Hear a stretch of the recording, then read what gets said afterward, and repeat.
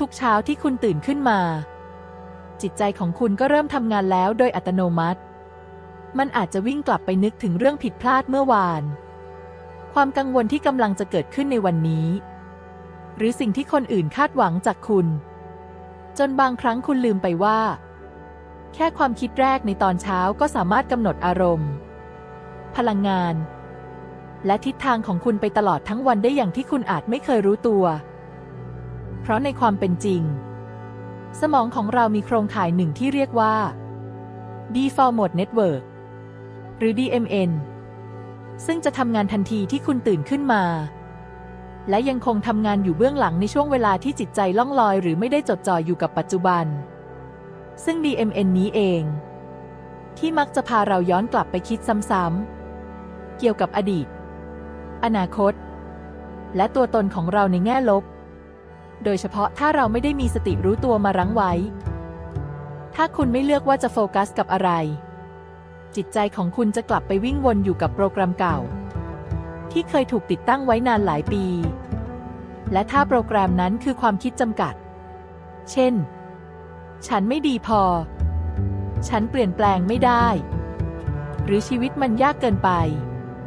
คุณก็จะใช้ชีวิตไปตามนั้นโดยไม่รู้เลยว่าแท้จริงแล้วคุณกำลังถูกควบคุมจากสิ่งที่ไม่ได้เป็นความจริงงานวิจัยทางประสาทวิทยาในเรื่อง Neuroplasticity หรือความยืดหยุ่นของสมองบอกกับเราว่าสมองของเราจะสร้างเส้นทางเชื่อมโยงใหม่ๆตามสิ่งที่เราคิดซ้ำทำซ้ำรู้สึกซ้ำดังนั้นถ้าคุณคิดลบซ้ำๆวันแล้ววันเล่าเส้นทางนั้นก็จะกลายเป็นเส้นทางหลักที่สมองเลือกเดินโดยอัตโนมัติแต่ถ้าคุณเริ่มเลือกคิดใหม่โฟกัสใหม่และพูดกับตัวเองในแบบใหม่สมองก็จะสร้างซอฟต์แวร์ใหม่ที่สามารถเปลี่ยนชีวิตของคุณได้จริงและนี่แหละคือข่าวดีคุณสามารถรีเซ็ตจิตใจของคุณใหม่ได้ในทุกเช้าทุกลมหายใจและทุกการตัดสินใจเพราะจิตใจของคุณเปรียบเหมือนระบบปฏิบัติการที่รันตามสิ่งที่คุณสั่งและเมื่อคุณฝึกมันให้จดจ่ออยู่กับสิ่งที่เป็นประโยชน์เป็นพลังและส่งเสริมตัวคุณจะพบว่าจิตใจที่เคยเป็นศัตรูจะค่อยๆกลายมาเป็นพันธมิตรที่ดีที่สุดของชีวิตและการจะทำแบบนั้นได้คุณต้องเริ่มจากคำถามง่ายๆแต่ทรงพลังที่สุดในตอนเช้าก่อนลุกจากเตียงว่าวันนี้ฉันอยากมุ่งเน้นพลังทั้งหมดของฉันไปที่อะไรไม่ใช่สิ่งที่คุณต้องทำแต่คือสิ่งที่คุณเลือกจะเป็นเพราะเจตนาที่ชัดเจนคือเครื่องมือที่ทรงพลังที่สุดในการชี้นำสมองของคุณให้ไปในทิศทางที่คุณต้องการไม่ใช่แค่ปล่อยให้มันถูกพัดพาไปตามคลื่นของความฟุ้งซ่านแต่นอกจากจิตใจแล้วยังมีอีกสิ่งที่คุณไม่ควรมองข้ามนั่นก็คือร่างกายของคุณเองเพราะความคิดของคุณไม่ได้ลอยอยู่ตามลำพังแต่ได้รับอิทธิพลจากสภาพร่างกายที่คุณอาศัยอยู่ถ้าร่างกายของคุณเหนื่อยล้าขาดพลังงานขาดการดูแลสมองของคุณก็จะเบลอและไร้สมาธิทันที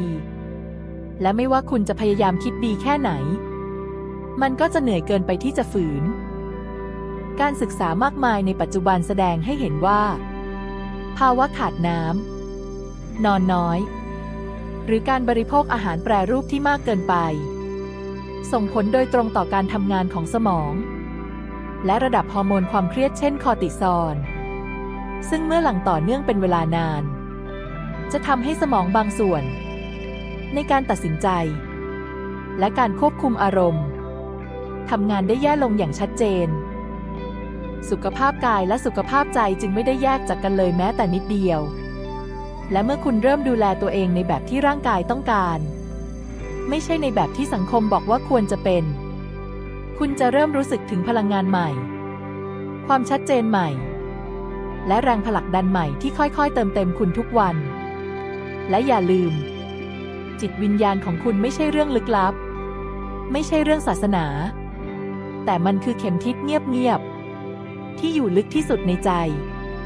มันคือเสียงที่กระซิบว่า ตรงนี้ใช่ หรือตรงนั้นไม่ควรอยู่ต่อ และเมื่อคุณละเลยเสียงนี้ คุณอาจทำทุกอย่างถูกต้องไปหมด ตามแบบแผนของโลกภายนอก แต่สุดท้ายกลับรู้สึกว่างเปล่าในโลกภายใน สิ่งนี้สอดคล้องกับลำดับขั้นความต้องการของมนุษย์ใน Maslow Hierarchy of Needs ที่ระบุว่า มนุษย์จะไม่รู้สึกเติมเต็ม จนกว่าจะได้ตอบสนองความต้องการระดับสูงสุด นั่นคือการเติมเต็มตนเอง Self Actualization ซึ่งไม่ได้หมายถึงความสำเร็จภายนอกเสมอไป แต่มันคือความรู้สึกว่า ฉันกำลังมีชีวิตอยู่เพื่อบางสิ่งที่สำคัญจริงๆ การจดจ่อกับจิตวิญญาณของตัวเอง ไม่ได้แปลว่าคุณต้องไปนั่งสมาธิบนเขา หรือเปลี่ยนวิถีชีวิตทั้งหมดในวันเดียว มันเริ่มต้นจากสิ่งง่ายๆ เช่นการถามตัวเองว่า อะไรที่ฉันทำแล้วรู้สึกมีชีวิตชีวา อะไรที่ฉันทำแล้วรู้สึกภูมิใจโดยไม่ต้องให้ใครเห็น หรือฉันต้องการอะไรจริงๆที่ไม่ได้ถูกคาดหวังจากใคร และเมื่อคุณกล้าที่จะฟัง กล้าที่จะเงียบพอจะรับรู้คำตอบภายใน คุณจะเริ่มเห็นว่า สิ่งที่คุณตามหา ไม่ได้อยู่ไกลจากตัวคุณเลย มันอยู่ที่การกลับมาเชื่อมต่อกับจิตใจร่างกายและจิตวิญญาณของคุณเอง ทั้งหมดนี้ ไม่ใช่การวิ่งหาความสมบูรณ์แบบ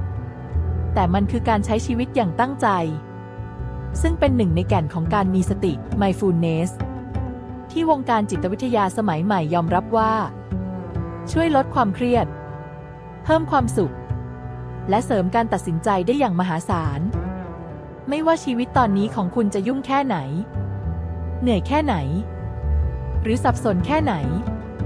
คุณยังสามารถเริ่มต้นใหม่ได้เสมอ เริ่มจากข้างใน เริ่มจากความคิดหนึ่ง ลมหายใจหนึ่ง การเลือกหนึ่งอย่าง ที่จะดูแลจิตใจ ร่างกาย และจิตวิญญาณของคุณให้ดีขึ้นกว่าวันเมื่อวาน และสุดท้ายนี้